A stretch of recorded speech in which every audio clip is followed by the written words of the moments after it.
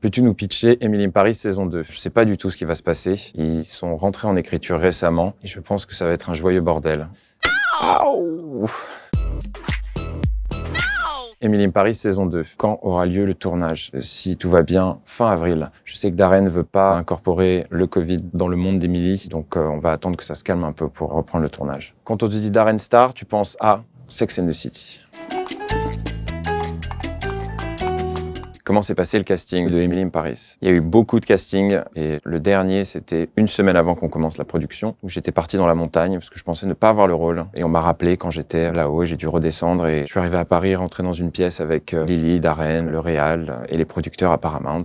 Et c'est suite à ça que j'ai eu le rôle. Quels sont tes points communs avec Gabriel? Je pense qu'on est tous les deux très connectés à notre féminité et assez sensibles. Il y a un léger problème. Qu'est-ce que c'est? Je vous aime bien. En vrai, ta voisine, elle ressemble à Emily. Alors non, ma voisine est un voisin en surcharge pondérale, avec une pilosité extrêmement développée et une haleine inqualifiable. La chose à ne jamais faire lors d'un premier rendez-vous, parler de soi et ne faire que parler, ne rien écouter. Le meilleur titre pour faire l'amour dans une cuisine, je dirais Berlin de RYX.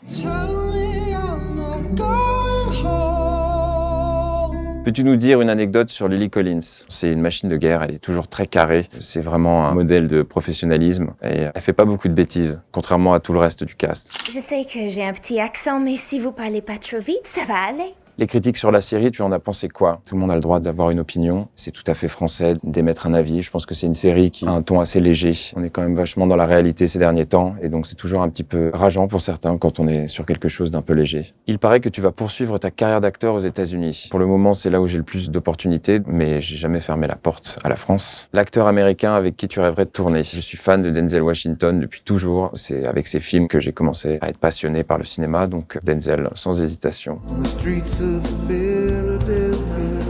C'est quoi le mieux, l'apéro avec des Parisiens ou l'apéro avec des Marseillais? C'est l'apéro avec des Marseillais, sans hésitation. Tu faisais quoi à Budapest en novembre dernier? Je tournais un long métrage sur l'histoire de Dior dans les années 50, avec Isabelle Huppert, Lambert Wilson, Jason Isaac et plein d'artistes formidables.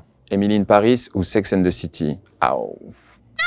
Selon toi, quelle est la personnalité de l'année 2020? Je vais rester corporate et je vais dire Lily Collins.